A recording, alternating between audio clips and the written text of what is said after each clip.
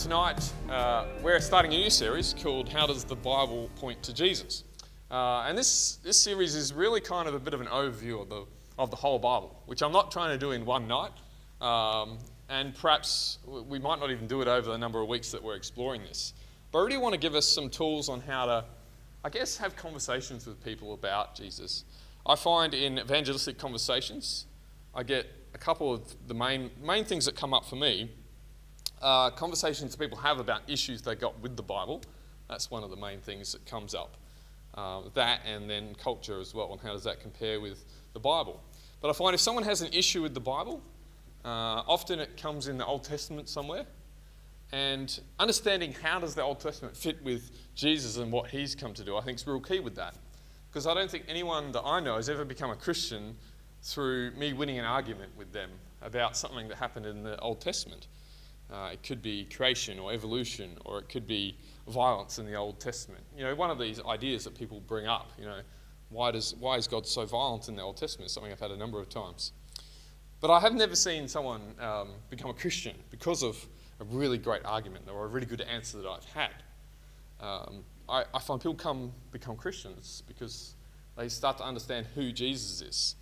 And so I guess with this series, I really want to give us tools about how does Jesus relate to some of these things in the Old Testament? So that when we have some of those conversations, or it might come up, someone asks you a question, you can actually try and point them towards Jesus and see how he is the fulfillment of the Old Testament. So hopefully we can get better at pointing people towards Jesus as a result. And tonight I thought the best place to start is in the book of Matthew, the New Testament. So it's the first book, if you have a Bible, it's the first book of the New Testament. And the reason I thought it'd be great to start there is because Matthew, he really understood the Old Testament really well. And he was writing to people that understood the Old Testament really well. He was writing to Jewish people, generally speaking. And he really understood how the Old Testament scriptures pointed to Jesus. Now, often when we think of the start of the book of Matthew, we often just skip over the first few verses, which are the genealogy of Jesus, but that's what I want to actually look at tonight. Often in Christmas time, we get to verse 18, and it's like, this is how the birth of Jesus came about. But we've just skipped 17 verses of the genealogy of Jesus. And that's really quite important when we look at how does Jesus fit with the Old Testament. Now, if you've got your Bibles, we're gonna try and read that tonight. And read Matthew chapter 1, verse 17. I'm just going to read down to verse 17 for you and try and do the genealogy some justice. We'll see how we go tonight. There's a lot of words in there, but let's have a shot for us tonight. Chapter 1, verse 1. This is the record of the ancestors of Jesus the Messiah, a descendant of David and of Abraham. Abraham was the father of Isaac. Isaac was the father of Jacob. Jacob was the father of Judah and his brothers. Judah was the father of Perez and Zerah, whose mother was Tamar. Perez was the father of Hezron. Hezron was the father of Ram. Ram was the father of Amminadab. Amminadab was the father of Nahshon. Nahshon was the father of Salmon. Salmon was the father of Boaz, whose mother was Rahab. Boaz was the father of Obed, whose mother was Ruth. Obed was the father of Jesse, and Jesse was the father of King David. David was the father of Solomon, whose mother was Bathsheba, the widow of Uriah. And Solomon was the father of Rehoboam. Rehoboam was the father of Abijah. Abijah was the father of Asa. Asa was the father of Jehoshaphat. Jehoshaphat was the father of Jehoram. Jehoram was the father of Uzziah. Uzziah was the father of Jotham. Jotham was the father of Ahaz. Ahaz was the father of Hezekiah. Manasseh was the father of Ammon. Ammon was the father of Josiah. Josiah was the father of Jehoiachin and his brothers, born at the time of the exile in Babylon. After the Babylonian exile, Jehoiachin was the father of Shealtiel. Shealtiel was the father of Zerubbabel. Zerubbabel was the father of Abuid.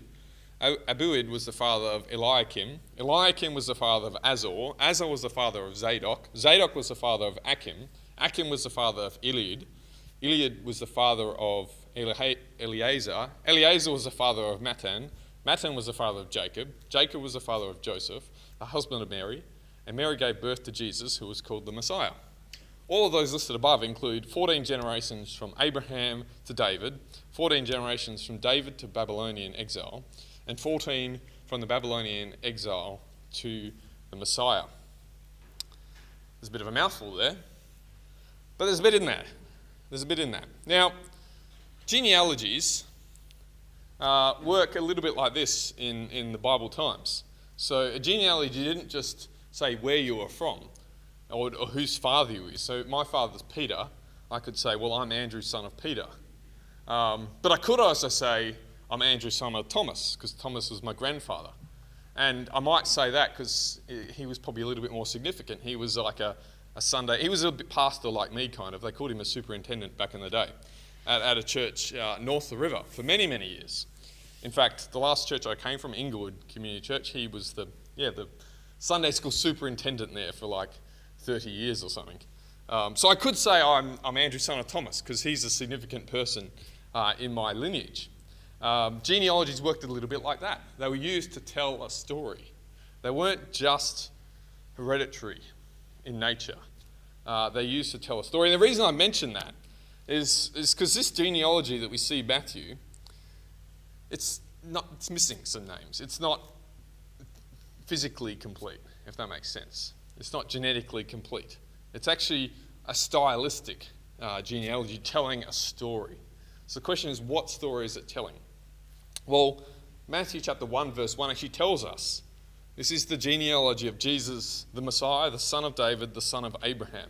So Jesus is here described in 3 different ways, or described in 3 different ways.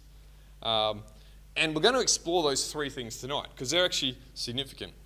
And if you didn't pick that up reading it, verse 7 is the key for that, because verse 7 says all these listed above include 14 generations from Abraham to David, 14 from David to Babylonian exile, and 14 from the Babylonian exile to the Messiah. Now 14 is a pretty significant number in the Bible because it's double 7. 7 being like the defined number, the number for perfection. And so you've got like 14 generations. So Matthew's trying to say something here about who Jesus is. He's trying to tell the story of Jesus. Because the genealogy didn't just tell who you came from. It actually told you about the stories leading up to you. So Jesus is being described as the Messiah, as the son of David, as the son of Abraham. The question is, why? Why is he described in those terms? Well, we're going to unpack that a little bit. So we'll go in chronological order. So we'll start with, firstly, he's the son of Abraham. So Jesus wasn't, as we said, he was not the literal son of Abraham. He was a very distant descendant of Abraham. And you might remember the story of Abraham. I'm going to fill you in on that a little bit. Abraham was getting quite old, had no children, and God had promised to Abraham that he would make him and his family, his descendants, into a great nation. And we see that in chapter 12 of Genesis. I think I might have it on the screen. But before that, I've just got the genealogy of Jesus. We'll come back to that. The Lord said to Abram, "Leave your native country, your relatives and your father's family, and go to the land that I will show you. I will make you into a great nation. I will bless you and make you famous, and you will be a blessing to others. I'll bless those who bless you and curse those who treat you with contempt. All the families on earth will be blessed through you." So Abraham has this promise from God, this commitment that he's going to bless him, that he's going to bless people through him, that he's going to make his descendants into a great nation, that all the families on earth indeed will be blessed through Abraham. The story from Abraham through to King David is really unfolding out of this blessing, more or less. It follows a sort of trajectory until you get to the point of David where a lot of these things are complete. David becomes king of Israel. And at that point, Israel, the nation of Israel, it's a solid, secure nation. God has formed it and made it and solidified it. And in David, you've got a solid leader who's acting on behalf of God for the nation, leading them. And he was a blessing to the nation. There was peace even, prosperity. Of course, this promise to Abraham is it's not quite complete though. It's just missing something, isn't it? at the end there, all families on earth will be blessed through you. We didn't quite see that in David's time. And we didn't really see it before that, although it's kind of moving that direction. If it continued going, maybe it would get there. I'm not sure. In and of itself. But God was really working in those first 14 generations. He was blessing Abraham and his descendants to make them into a great nation. He was blessing them so they would bless others.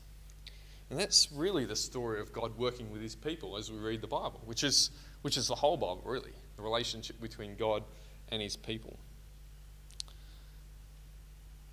So when we read this section of the Bible, we need to understand that this is what God is doing. He's unfolding these commitments to Abraham for his nation. So for instance, the nation of Israel was in slavery in Egypt.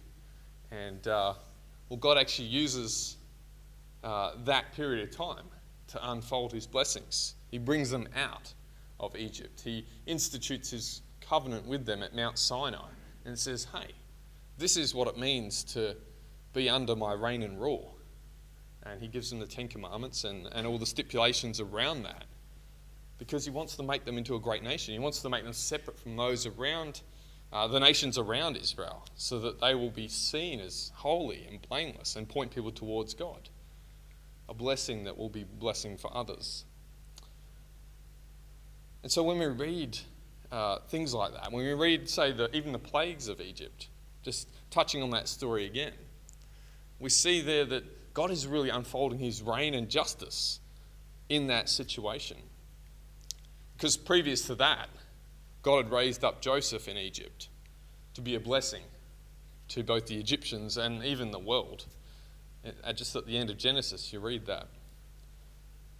But then the nation of Egypt rejected that and started enslaving the people.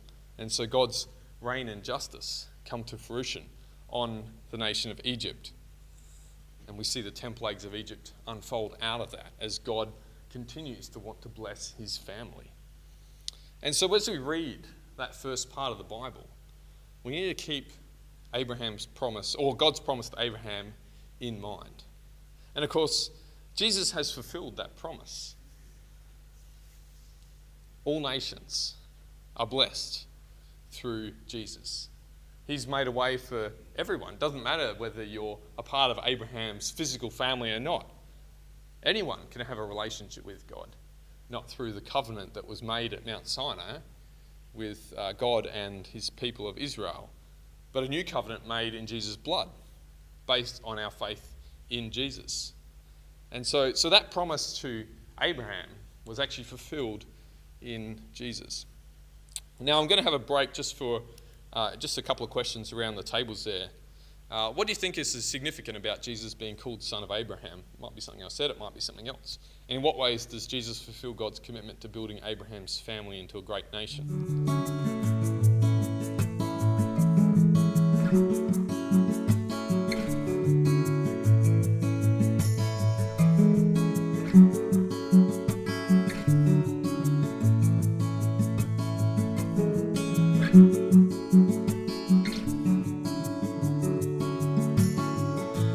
We're going to continue on and look at the second description that Matthew gives Jesus, which is the Son of David. And that comes up fairly regularly in the New Testament, the Son of David. But this here is actually meaning the literal son of King David. And during this period, from King David to the exile, we have another 14 generations or thereabouts.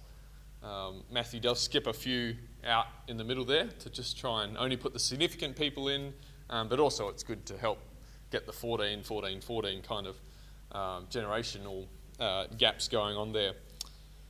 But during this period, so David comes up to the throne of Israel, and he's on the line of this promise that God has to bless the descendants of Abraham and to make them into a great nation. And as I said, a lot of that kind of happens with King David and then with Solomon. There's peace, there's prosperity, there's a secure nation that they have. And you might recall that that David wants to build a temple for God. So there's wealth and prosperity in the land, but then God is still worshipped in a tent, like literal tent set up, and he wants to build a temple, a lasting place for God to rest. And God says this to David. I think I've just got it on the screen there. It might be a bit small. I'll read it for us. When your days are over and you rest from your ancestors, I'll raise up your offspring to succeed you, your own flesh and blood, and I will establish his kingdom. He is the one who will build a house for my name, and I will establish the throne of his kingdom forever. I will be his father, and he will be my son. When he does wrong, I will punish him with a rod wielded by men, with floggings inflicted by human hands. But my love will never be taken from him, as I took it away from Saul, whom I removed from before you. Your house and your kingdom will endure forever before me, and your throne will be established forever. And this is an answer to David's desire to build a temple for the Lord. And some of this promise is fulfilled through his son Solomon, because Solomon builds the temple. And so part of this promise is complete in Solomon, in David's ancestor. But then there's this part at the end. My love will be never taken away from him. And your house and your kingdom will endure forever before me. Your throne will be established forever. And this is a lasting promise that the people of Israel held on to. And in the end, it kind of made them a little bit arrogant. If you look through the rest of the kings that followed King David, there was a huge variety in religious zeal. I'll put it that way. It's a pretty bad term, but of the kings. Some kings were like way up here, very pious, very devoted to the Lord, and then others were the complete opposite. And it kind of swung up and down depending on the king. And the whole nation would follow their king and the king's leading to worship either the Lord or not to worship the Lord, to worship Baal or other gods as well. And so there's this really weird tension going on here where the nation, through this promise to David, has kind of got this arrogance that, God is always with us. But in the meantime, they're not worshipping the Lord, and they're not obeying his covenant. And there was a whole bunch of stipulations in there that they had to follow, and they weren't worshipping God. Yet there was this promise that your house and kingdom will endure forever. And so there's kind of a question going along as you read the books of Kings. What's God going to do? Is he going to act with justice like he's done before? Like he did in Egypt? Like he's done leading up to this point with the nation of Israel? Is he going to... is God's justice fair? And most of you might know that what happens. So following Solomon sort of, introduces worshipping of foreign gods through some of his foreign wives. Not only that, but in his height of prosperity and wealth, he also heavily taxes and heavily burdens the people to the point where they're extremely disgruntled with him. And when his son Rehoboam takes over, the northern 10 tribes of Israel say to Rehoboam, look, you need to be more lenient than your father. He was put too much taxes, too much burden on us. And Rehoboam goes and consults Solomon's advisors, and Solomon's advisors say, yeah, you probably should lighten up a bit because this isn't going to end well. Rehoboam's own generation of his advisors said, no, you've got to be harder. You've got to be harsher. That's how you maintain control, is by being harsher. Kind of the opposite of a servant king, really. And so what happens is the northern 10 tribes, they rebel and form their own country called Israel, and you're left with the southern 2 tribes, Judah and Benjamin. And they form what you would call the nation of Judah. And you've got this whole thing going on where Judah still feels like they've got the promise. They've still got the king in the line of David, so they're going to continue on. And they do continue on, but it gets to a point after many prophets have prophesied, hey guys, you're not doing well.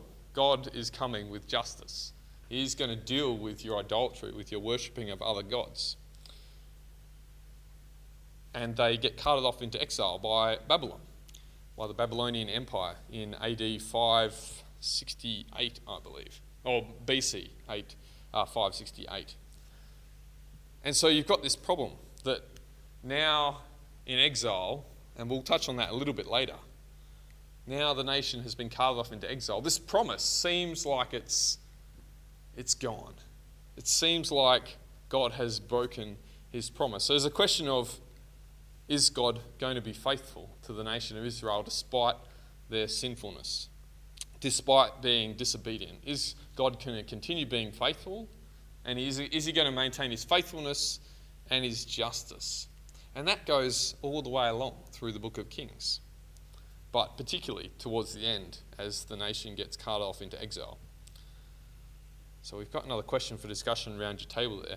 What do you think is the main fulfillment that Jesus is for the period of the kings from David to exile? And I haven't really touched on this, but let's have a conversation about it, and then I will continue on talking about that.